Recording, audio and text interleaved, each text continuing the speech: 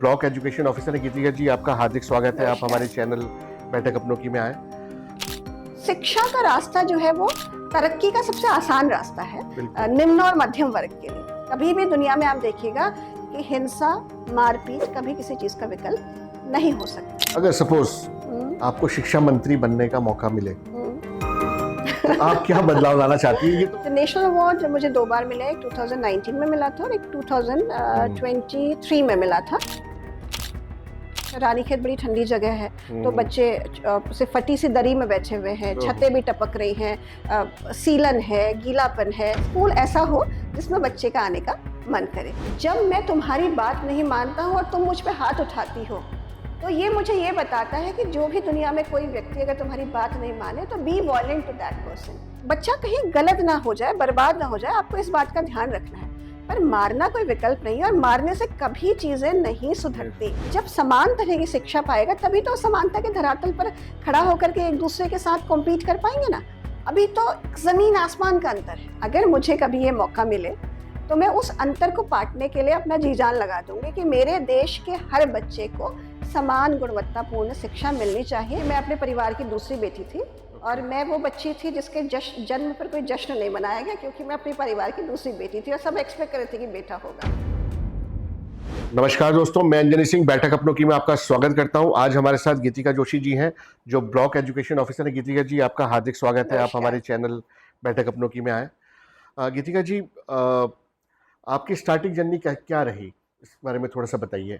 Starting journey आप मेरी childhood के बारे में जानना चाहते हैं? मैम, आपकी डेफिनेटली। ओके, तो चाइल्डहुड तो मेरा बहुत अच्छा मैं नहीं कह सकती हूँ, क्योंकि देखिए मैं अपने परिवार की दूसरी बेटी थी और मैं वो बच्ची थी जिसके जन्म पर कोई जश्न नहीं मनाया गया, क्योंकि मैं अपने परिवार की दूसरी बेटी थी और सब एक्सपेक्ट कर रहे थे कि बेटा होगा। पहले ही माना जाता तो था। खैर इट्स ओके, ठीक सब कुछ रहा, पर अच्छी से पढ़ाई लिखाई कराई मेरे घर परिवार के लोगों ने।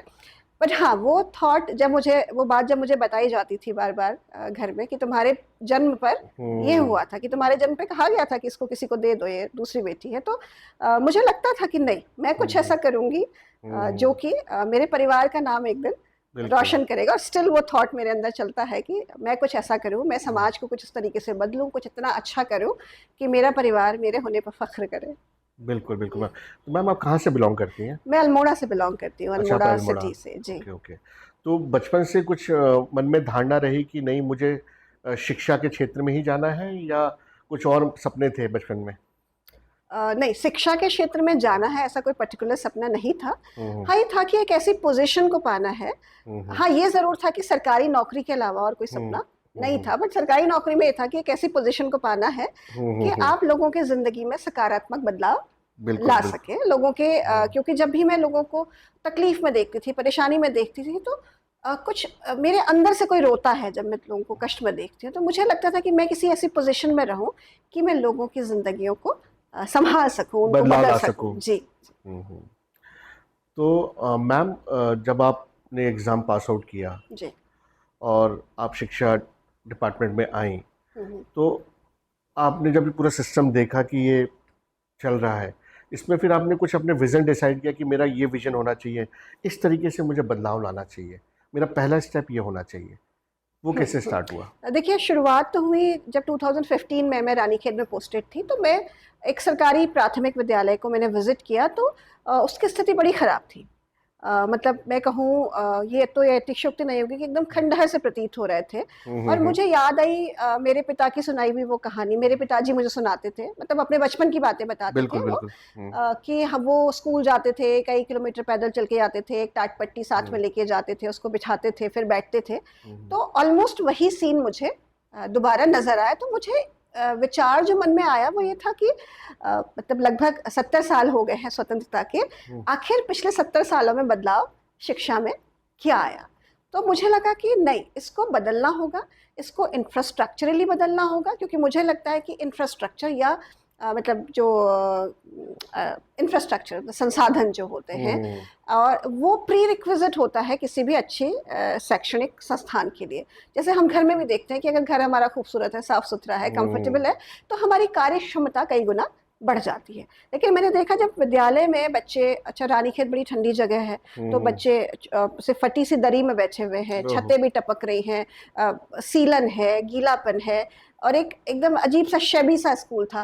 तो ऐसे विद्यालय में कैसे कोई छात्र आने को, विद्यार्थी आने को उत्सुक हो सकता है? कैसे एक टीचर का मोटिवेशन होगा? टीचर के पास खुद से बैठने को अच्छी कुर्सी नहीं है, टॉयलेट्स आपके फंक्शनल नहीं है, तो कैसे आप सोच सकते हैं कि एक एजुकेशनल एनवायरनमेंट बन पाएगा? तो मुझे लगा कि हमें फर्स्ट फेज में हमें काम करना होगा, वो इंफ्रास्ट्रक्चर पे काम करना होगा, कि हमें भौतिक जो संसाधन है वो जुटाने होंगे। बच्चों के लिए अच्छा फर्नीचर चाहिए, स्कूल खूबसूरत दिखना चाहिए, अच्छा दिखना चाहिए, एयरी होना चाहिए, कोई डैम्पनेस नहीं होनी चाहिए, सीपेज नहीं होनी चाहिए स्कूल में, फंक्शनल टॉयलेट हो, रनिंग वाटर हो, अच्छा सा खेल का मैदान हो, खूबसूरत लाइब्रेरी हो, झूले हो बच्चों के लिए, स्कूल ऐसा हो जिसमें बच्चे का आने का मन करे। तो उसके बाद आती है बात मोटिवेशन की। तो हमें टीचर्स मोटिवेशन पे काम करना था। टीचर्स, क्योंकि टीचर भी डिमोटिवेटेड था, उन्हीं परिस्थितियों में दबा हुआ था। क्योंकि वो बहुत सारे टीचर्स बहुत अच्छे होते हैं, वो चाहते हैं कि कुछ करें, लेकिन परिस्थितियों के आगे वो भी धीरे धीरे मोटिवेशन उनका खत्म होने लगता है। तो ये विचार किया गया, देन इंफ्रास्ट्रक्चर, देन मोटिवेशन। उसके बाद हमको टेक्नोलॉजी का इन्फ्यूजन करना था, क्योंकि technology is the way ahead. मैंने देखा, मैं कई 10-10, 12-12 किलोमीटर पैदल चल के स्कूल में जाती थी, तो मैं देखती थी कि बहुत रिमोट एरियाज थे, लेकिन एक चीज़ मैंने नोटिस करी कि हाथ में मोबाइल लोगों के होता था। तो इसने मुझे फील दिया कि अगर हम टेक्नोलॉजी को यहाँ पर ले आए तो हम लोगों को मतलब ग्लोबली कनेक्ट कर सकते हैं। तो इन 3 चीज़ों पर हमने काम किया, इंफ्रा, टीचर्स मोटिवेशन, टीचर्स का स्किल डेवलपमेंट, और डिजिटलाइजेशन। तो ऐसे करके हमने पूरे स्कूल के ओवरलुक को चेंज करने की कोशिश की। बिल्कुल मैम। तो मैम, जब आपके मन में ये धारणा आई कि मुझे ये, आपने देख लिया कि ये मुझे करना है इस फील्ड में, और इंफ्रा पे काम करना है, इस पे काम करना है, तो डेफिनेटली मेजर इश्यूज जो होते हैं वो फंड के होते हैं। ठीक है, तो आपने कैसे उस चीज़ को डिसाइड किया कि यार मुझे CSR में जाना चाहिए, कॉर्पोरेट्स के पास, यहाँ से फंड जनरेट कर, वो कैसे हुआ बेसिकली?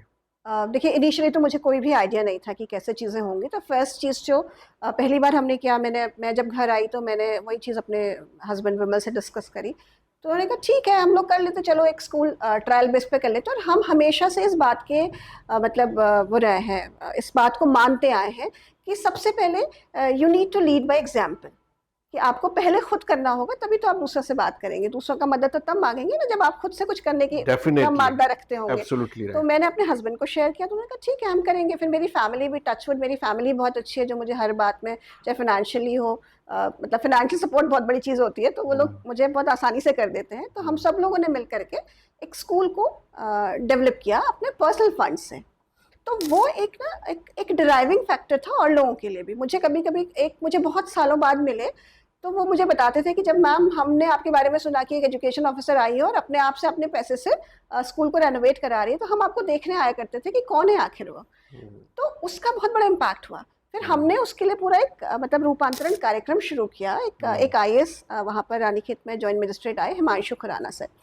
तो जब उन्होंने भी देखा, उन्होंने कहा कि हमने भाई ये क्रॉस इंडिया स्कूल देखे हैं, बट यहाँ के स्कूल्स कुछ अलग है, तो कैसे करती हैं आप? तो मैंने बताया कि भाई हम छोटे छोटे फंड्स को कलेक्ट करते हैं। तो उन्होंने कहा कि इसको हम ज़्यादा स्ट्रीमलाइन करते हैं, इसको मतलब एक प्रॉपर प्रोग्राम स्टैंडर्डाइज करते हैं। इसमें आप ऐसा करते हैं, एक अकाउंट हम लोग खोलते हैं, इसमें हम क्राउड फंडिंग लेंगे।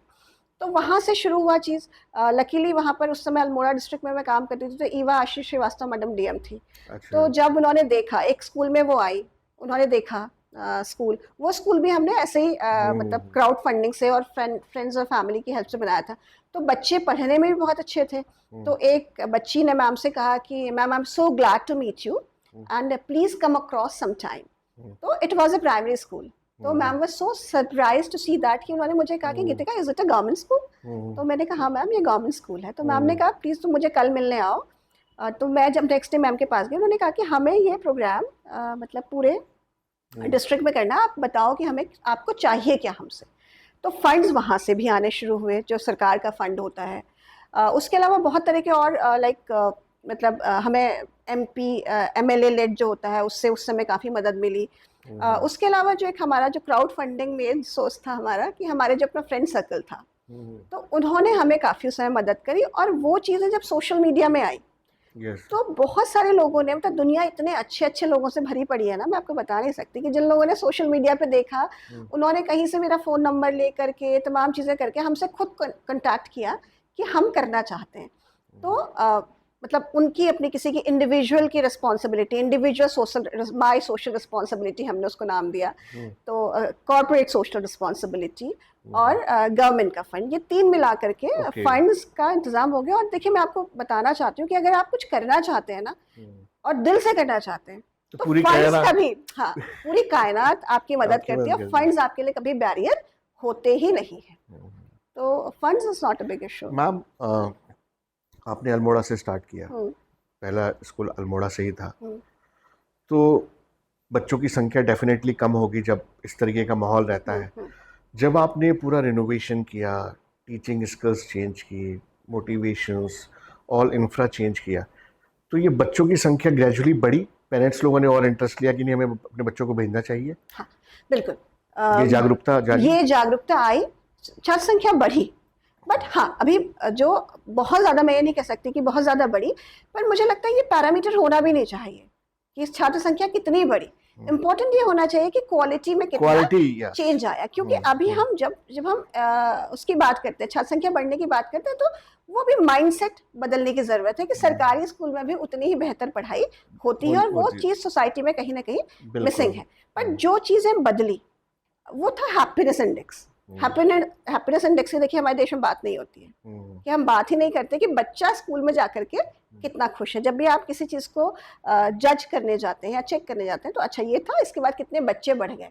बच्चे बढ़ने से ज़्यादा महत्वपूर्ण है कि बच्चों की शिक्षा की गुणवत्ता में कितना परिवर्तन आया, बच्चे के हैप्पीनेस लेवल में कितना परिवर्तन आया, टीचर के मोटिवेशन लेवल में कितना परिवर्तन आया। निस्संदेह छात्र संख्या बढ़ी। अल्मोड़ा से ज़्यादा मैं आपको बताऊं कि मैं उधम सिंह नगर में थी, वहाँ छात्र संख्या मैनी फोल्ड्स बढ़ी, बहुत बहुत ज़्यादा बढ़ी। मतलब हमने पहला स्कूल वहाँ पर एक government primary school Indira Gandhi किया था। जब हमने किया था तो कुछ 46-47 बच्चे उस समय पढ़ते थे और वो 250 क्रॉस कर गई थी। हमें एडमिशन क्लोज्ड करने पड़े थे। ऐसे ही हमने वहाँ पर काशीपुर में एक गवर्नमेंट प्राइमरी स्कूल रेलवे था, हमने वहाँ पर एक इंफ्रास्ट्रक्चरल चेंज करने के साथ साथ एक स्पोर्ट्स अकेडमी को डेवलप किया था प्राइमरी स्कूल के बच्चों के लिए। बच्चियों के लिए स्पोर्ट्स अकेडमी, जहाँ हर बच्चे, मतलब बहुत सारे बच्चों को कई तरह के हम स्पोर्ट्स की ट्रेनिंग देते थे। तो वहाँ हमको 500 से ऊपर जाकर के हमको क्लोज करना पड़ा था कि नहीं, अब हमारी कैपेसिटी नहीं है।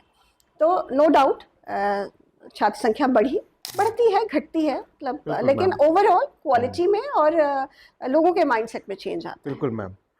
मैम, आप अल्मोड़ा में रही, अल्मोड़ा में आप कितने साल रही मैम? मैं लगभग 4.5 ईयर। आप 4.5 ईयर रही, और आपने कितने स्कूल्स को पूरा किया होगा?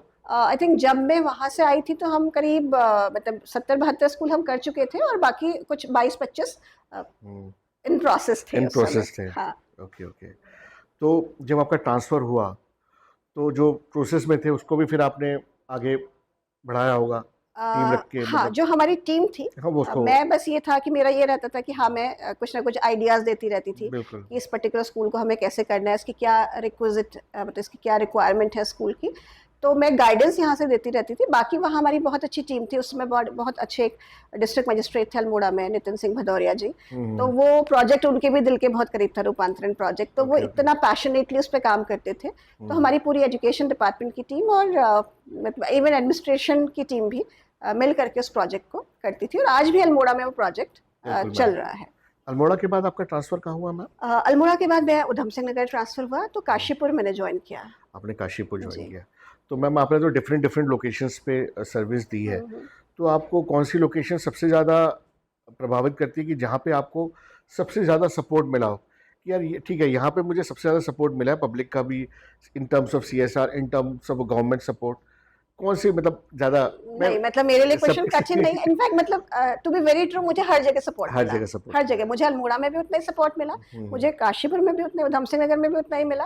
और हाँ, नैनीताल में, रामगढ़ में आके मुझे इनिशियली 1-8 साल काफ़ी परेशानी हुई, पर मुझे आज वहाँ भी उतना ही सपोर्ट मिल रहा है। तो मुझे ये लगता है कि अगर आपका, मतलब वही मैं बार-बार कहूँगी, अगर आपका विजन क्लियर है तो अपने आप से चीज़ें हो जाती हैं, सपोर्टर्स अपने आप मिल जाते हैं।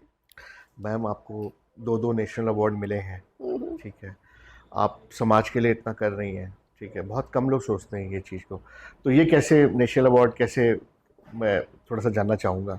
जो नेशनल अवार्ड मुझे 2 बार मिला है, एक 2019 में मिला था और एक 2023 में मिला था। हाँ जी मैम। तो बेसिकली वही जो हमारा स्कूल रेनोवेशन का प्रोजेक्ट था, स्कूल ओवरऑल ट्रांसफॉर्मेशन, रेनोवेशन नहीं कहूँगी, हाँ, ट्रांसफॉर्मेशन। ट्रांसफॉर्मेशन। तो दोनों ही बार पहले एक एजुकेशनल, पहली बार जब मिला था तो एक एजुकेशनल एनवायरनमेंट को चेंज करने के लिए मिला था, क्योंकि उस समय तक जो 19 में मुझे मिला और ये 17-18 के काम के लिए मिला था, उस समय एक तरीके से सरकारी स्कूल पे फोकस, प्राइमरी स्कूल पे फोकस एकदम से ख़त्म सा हो गया था। तो एक पूरा एजुकेशनल एनवायरनमेंट डेवलप करने के लिए मिला था, चेंज करने के लिए मिला था। सेकेंड टाइम मेरा जो प्रोजेक्ट रूपांतरण है इसके लिए मिला था। ये थोड़ा सा प्रोजेक्ट रूपांतरण के बारे में थोड़ा दर्शकों को बताइएगा प्लीज। प्रोजेक्ट रूपांतरण में से तो मैं अभी तक आपसे डिस्कस कर चुकी हूँ कि पूरा स्कूल पूरा में innovation, हाँ, ठीक है। एक ओवरहॉलिंग करना सिस्टम की, कि आपको पूरा चेंज करना। रूपांतरण यानी ट्रांसफॉर्मेशन। और ये नाम मेरे जो हस्बैंड है विमल, उनका दिया हुआ है। रूपांतरण एक सिंबलाइज करता है कि स्कूल के एनवायरनमेंट में पूरा कंप्लीट चेंज हो। तो जो मैंने शुरू में कहा कि पहले हमें इंफ्रा पे काम करना है, फिर हमें टीचर्स मोटिवेशन पे काम करना है, थर्ड हमें डिजिटलाइजेशन पे काम करना है, और चौथा हमें जो लेटेस्ट ग्लोबल टेक्नोलॉजी जो चल रही है, जो कि हमारे सरकारी स्कूल के बच्चों को किसी भी बड़े प्राइवेट स्कूल के बच्चे के इक्विवेलेंट ला के खड़ा कर सकती है, ये रूपांतरण है। हमें इन सारी नो हाउस पर, इन सारी टेक्निक्स पे काम करना है कि किसी हर तरीके से जो इक्वालिटी इन एजुकेशन को हम इंश्योर कर सकें कि बिल्कुल मैम, एक अमीर का बच्चा और एक गरीब का बच्चा दोनों को इक्वल समानता के धरातल पर आ सके in terms of educational opportunities. बिल्कुल बिल्कुल मैम। मैम, आजकल के बच्चों के बारे में मैं थोड़ा सा बोलना चाहूँगा कि जो पहले हमारे जो पेरेंट्स रहते थे वो हम लोगों पे हाथ भी उठा देते थे, कुछ गलती करते थे हमारी पिटाई भी कर देते थे। आजकल के जो स्कूल्स हैं, इवन प्राइवेट ऑल्सो, और जो गवर्नमेंट भी है, आप बच्चों पे हाथ नहीं उठा सकते।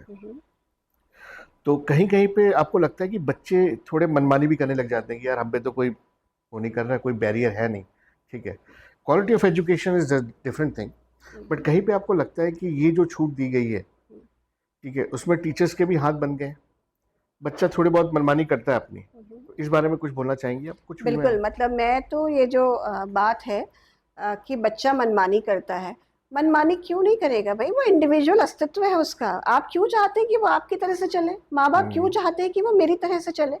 वो आपको हर किसी को स्वीकार करना होगा कि बच्चा एक इंडिविजुअल आइडेंटिटी है, वो ईश्वर का दिया हुआ एक उपहार है जिसको आपको शेप करना है, आपको डंडा नहीं मारना उसको, उस बच्चे को। मैं आपको बताऊं, बहुत गहरी बात है इसमें, बच्चे को आप मार नहीं सकते, आपको कोई हक नहीं है बच्चे को मारने का।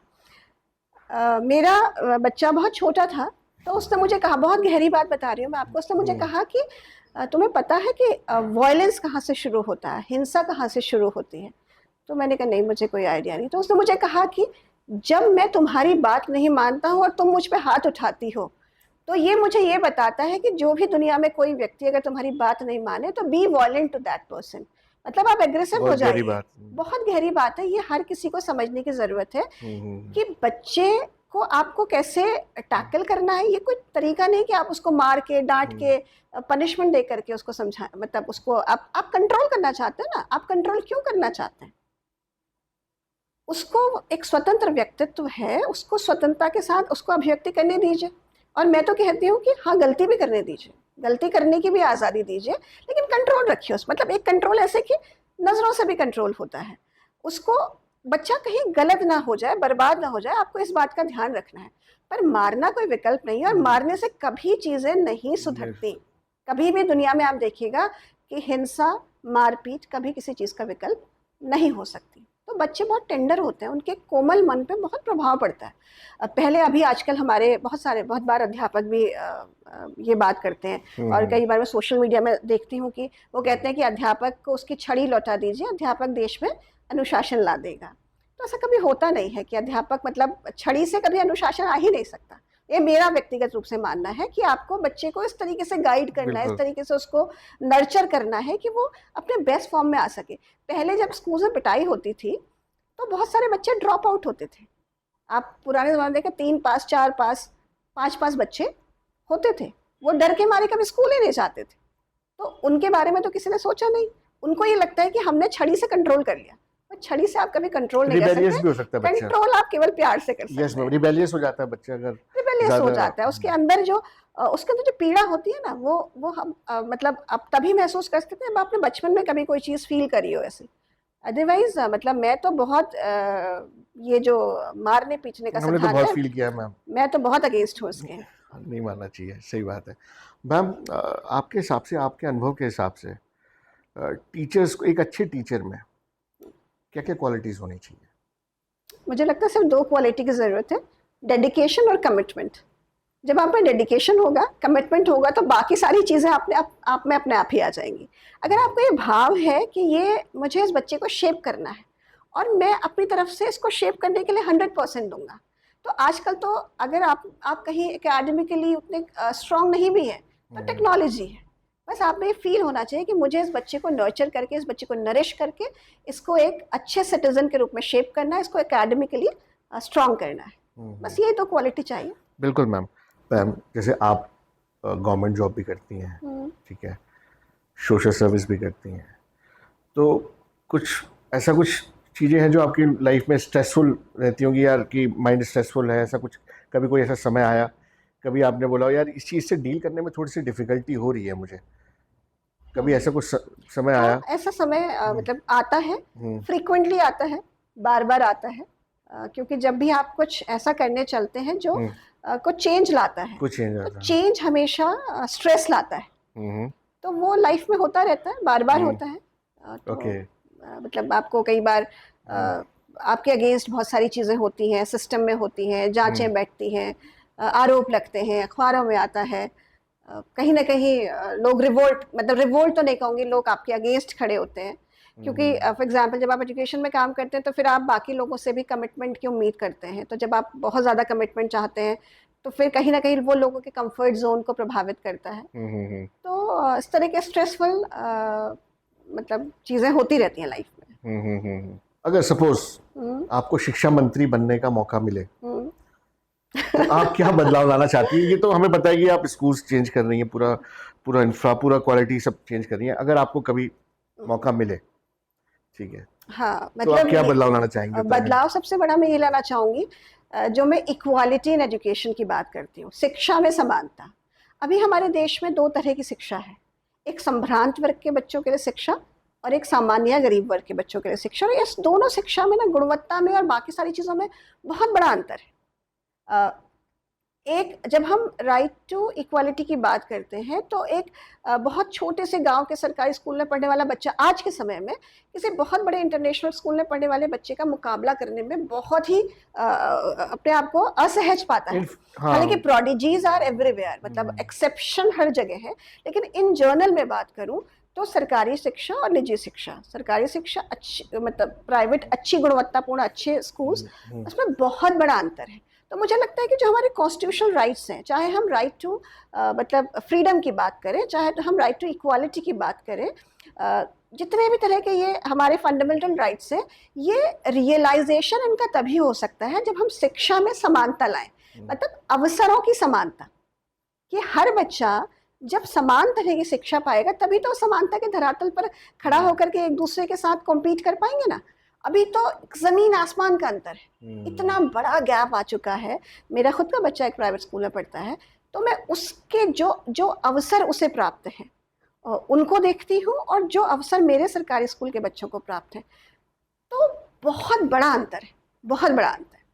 और उस अंतर को मुझे पाटना है। अगर मुझे कभी ये मौका मिले तो मैं उस अंतर को पाटने के लिए अपना जी जान लगा दूंगी कि मेरे देश के हर बच्चे को समान गुणवत्तापूर्ण शिक्षा मिलनी चाहिए, और ये मेरे जीवन का लक्ष्य भी है। बिल्कुल मैम। मैम जैसे आप इक्वालिटी ऑफ एजुकेशन की बात कर रही हैं, क्वालिटी ऑफ एजुकेशन की बात कर रही हैं, तो उसमें लड़कियों की कितनी भागीदारी है? अब देखिए जैसे पहाड़ों में, ठीक है, पार्टिसिपेशन क्या है, रेशियो क्या है, जैसे आप बदलाव ला रही हैं, तो उसमें गर्ल्स का भी पार्टिसिपेशन बढ़ रहा है? हाँ, देखिए सरकारी स्कूल्स की बात करूँ तो गर्ल्स पार्टिसिपेशन ज़्यादा है। हाँ, बहुत बढ़िया। हाँ, सरकारी स्कूल में। हालांकि इसका एक दूसरा पहलू भी जो है, सरकारी स्कूल में देखते हैं कि लड़कियां ज़्यादा इन्वॉल्व हैं। रीज़न उसके पीछे एक और है कि अगर किसी माँ बाप के 2 बच्चे हैं, 3 बच्चे हैं, इसमें से एक बेटी है एक बेटा है, तो वो प्रेफर करते हैं कि बेटे को प्राइवेट स्कूल में पढ़ाएं, बेटे को अंग्रेजी स्कूल में पढ़ाएं और बेटी को सरकारी स्कूल में पढ़ाएं। तो सरकारी स्कूल्स में आप देखेंगे कि बालिकाओं की संख्या ज़्यादा है, लेकिन बालिकाएं मतलब काफ़ी अच्छा कर रही हैं। हम रिजल्ट्स में भी, हमारे एनुअल रिजल्ट्स आते हैं, बोर्ड के रिजल्ट्स आते हैं, उसमें भी वो विजिबल होता है। उसके अलावा हमारे जितने कॉम्पिटिशन्स होते हैं स्टेट लेवल के, डिस्ट्रिक्ट लेवल के, उसमें भी लड़कियों की भागीदारी काफ़ी अच्छी दिखती है। मैम, जैसे आप लिबरल थॉट्स की हैं, इतनी हायर पोजीशन पे हैं और समाज सेवा कर रही हैं, आप यंग वुमेन्स को, जो हमारी यंग ऑडियंस है, यंग वुमेन्स को क्या मैसेज देना चाहेंगे अपनी तरफ से? कोई जो आपके दिल में आता है। हाँ, मतलब एक चीज़ जो मुझे लगती है, जो मुझे बचपन से मुझे खुद भी मोटिवेट करती है, मैं देखती थी, मतलब एक मोटो है मेरी लाइफ का कि ये हाथ जब भी उठे, देने के लिए उठे, बहुत बढ़िया बात। लेने के लिए ना उठे कभी भी। तो अपने आप को इतना सशक्त बनाना है कि आप हर किसी को दे पाए। हर किसी के जीवन में, चाहे आप उसे फिनेंशियली देते हैं, चाहे इमोशनली देते हैं, चाहे आप किसी भी तरह का सपोर्ट करके देते हैं, आप हमेशा ना मतलब देने वाली स्थिति में होने चाहिए। खुद को इतना सशक्त बनाना है। बिल्कुल सही बोला मैम, बिल्कुल सही। ठीक है, तो मतलब फिनेंशियली बहुत, फीमेल से मैं कहूँगी कि फिनेंशियली बहुत ही इंडिपेंडेंट रहने की ज़रूरत है। किसी पर आपका मतलब कोई आपको कंट्रोल ना कर सके, इन द सेंस कि आपको फ्रीडम, अर्निंग की फ्रीडम हो, स्पेंड करने की फ्रीडम हो, अपने हिसाब से अपनी ज़िंदगी जीने की फ्रीडम हो। लेकिन इसके लिए आपको सबसे पहले एजुकेशनली अपने आप को बहुत स्ट्रांग करना होगा। और मैं कहती हूँ कि हम जैसे, मैं भी एक बहुत ही साधारण परिवार से आती हूँ, बहुत छोटी उम्र में मेरे पिता का निधन हो गया था, बहुत स्ट्रगल करके हम लोगों ने पढ़ा है। तो आज किसी पोजीशन में पहुंचे हैं तो केवल और केवल शिक्षा की वजह से। तो शिक्षा का रास्ता जो है वो तरक्की का सबसे आसान रास्ता है निम्न और मध्यम वर्ग के लिए। तो शिक्षा के रास्ते को कभी ना छोड़ें, और शिक्षा पाएं, और पा करके जब किसी एक पोजीशन में पहुंच जाएं तो अपने जैसे 100 लोगों को उठा करके अपने बराबर लाएं। मैंने मास्टर्स इन सोशल वर्क भी किया है, तो सोशल वर्क की जो थ्योरी है वो ये कहती है कि सामान्यतः जब हम देते हैं किसी को तो हमारा हाथ ऊपर रहता है और लेने वाले का हाथ नीचे रहता है। तो चैरिटी वो होनी चाहिए जो जिसको आप दे रहे हैं ना, उसको कल के दिन में अपने समान स्तर पर ला करके आप बिठा सकें। तो ऐसा काम करना है, और ऐसा काम केवल शिक्षा से ही संभव है, मुझे लगता है। जैसे आप एजुकेशन पे काम कर रहे हैं, बहुत अच्छा काम कर रहे हैं, आप एज अ सोशल वर्कर भी काम कर रही हैं, तो मैं ये रिक्वेस्ट करूंगा हमारे चैनल की तरफ से कि आप थोड़ा ना वुमेन एम्पावरमेंट में भी काम करिए, ताकि जो वुमेन स्किल्स जो हैं, वो भी जो पढ़ी लिखी वुमेन्स नहीं है, ठीक है, उनकी स्किल्स डेवलप हो सके, रोज़गार मिल सके। ठीक है, थोड़ा सा हमारे पहाड़ का जो पलायन है, जो जा भी रहे हैं लोग या वुमेन्स जा रही हैं बाहर जॉब्स के लिए, वो यहाँ पे स्टिक रहे हैं। तो हमारी रिक्वेस्ट है कि आप इस पर भी थोड़ा सा काम करें। हाँ, हम लोग कर रहे हैं और हम करेंगे भी आगे। देखिए, इस चीज़ का भी रास्ता केवल शिक्षा में ही है, शिक्षा में, क्योंकि जब जब आपको बेहतर शिक्षा मिलेगी, और मैं जो हम इनिशियली हमने रूपांतरण प्रोजेक्ट शुरू भी किया था, तो उसमें यही था कि जब घर गांव में अच्छी शिक्षा मिलेगी तो कोई बाहर जाएगा ही क्यों। तो हम लोगों को एजुकेशन पर इस तरीके से काम करना है कि अगर कोई बाहर जाता भी है ना, लेकिन उसमें एजुकेशन के अलावा और चीज़ों पर भी काम करना पड़ेगा हमें। हेल्थ पे हमें काम करना पड़ेगा, लाइवलीहुड पे हमें काम करना पड़ेगा। एक तो इसका रास्ता शिक्षा है, और दूसरा बाकी सेक्टर्स में चेंज हमें लाना पड़ेगा। तब हम विमेन एम्पावरमेंट की बात कर सकते हैं। हालांकि विमेन एम्पावरमेंट का जो सबसे सशक्त माध्यम है वो शिक्षा ही है, कि हर बच्ची को बेहतर से बेहतर शिक्षा मिले, बेहतर से बेहतर शिक्षा लेने के समान अवसर मिले, और उससे फिर उसके बाद अपने पैरों पर खड़े होने और अपने हिसाब से अपना जीवन जीने की आज़ादी मिले। बिल्कुल बिल्कुल मैम, आपको नेशनल अवार्ड मिला, चीफ मिनिस्टर एक्सीलेंसी अवार्ड भी मिला है आपको, उसके बारे में कुछ बताइए हमें, चीफ मिनिस्टर एक्सीलेंसी अवार्ड के बारे में। देखिए, chief minister good governance and excellence award basically उन ऑफिसर्स को मिलता है, या किसी भी ऐसे सरकारी कर्मचारी को मिलता है जिसने सरकारी सेवाओं में अपना सरकारी सेवाओं को बेहतर बनाने में अपना योगदान दिया हो। तो उत्तराखंड में जब पहली बार ये chief ministers excellence and good governance award शुरू हुआ था, तो मुझे यही शिक्षा के क्षेत्र में बेहतर कार्य करने और समाज में लोगों के जीवन को शिक्षा के जरिए बेहतर बनाने के लिए ये पुरस्कार दिया गया था। बहुत बढ़िया मैम। अच्छा मैम, एक आखिरी सवाल मैं पूछना चाहूँगा, मुझे पता है कि आपको कहीं जाना है मीटिंग में। मैं आखिरी सवाल पूछना चाहूँगा मैम आपसे कि आने वाले 5 सालों में मैम अपने आप को आप कहाँ देखती हैं? मैं स्वयं को, हाँ, मैं स्वयं को ऐसे तो मैं बहुत विजुअलाइज नहीं कर पाती हूँ, बट हाँ, मैं बस अपने आप में ये महसूस करती हूँ कि आज से 5 साल बाद शायद मैं लोगों के जीवन को बेहतर बनाने के लिए और कुछ बड़ा काम कर रही होंगी, और बेहतर कर रही होंगी। मेरे हाथ में और शक्तियाँ होंगी, मेरे साथ और लोगों का काफिला होगा जो मुझे मेरे कामों को करने में मदद कर रहा होगा। और मैं कह सकूँगी कि मेरे प्रयासों से, मेरे लोगों के प्रयासों से हम इतने इतने हज़ार लोगों का जीवन हमने बेहतर बनाने में अपना योगदान दिया। बिल्कुल मैम। मैम, आपने कीमती समय निकाला हमारे चैनल के लिए। आपका मैं हार्दिक धन्यवाद करना थैंक यू चाहूँगा। So much. तो दोस्तों, ये थी हमारी एजुकेशन के डिपार्टमेंट की बड़ी शख्सियत। आप नेक्स्ट एपिसोड में नए चेहरे के साथ मिलिए हमें। बैठक अपनों की लाइक करिए, सब्सक्राइब करिए हमारा चैनल बैठक अपनों की। धन्यवाद।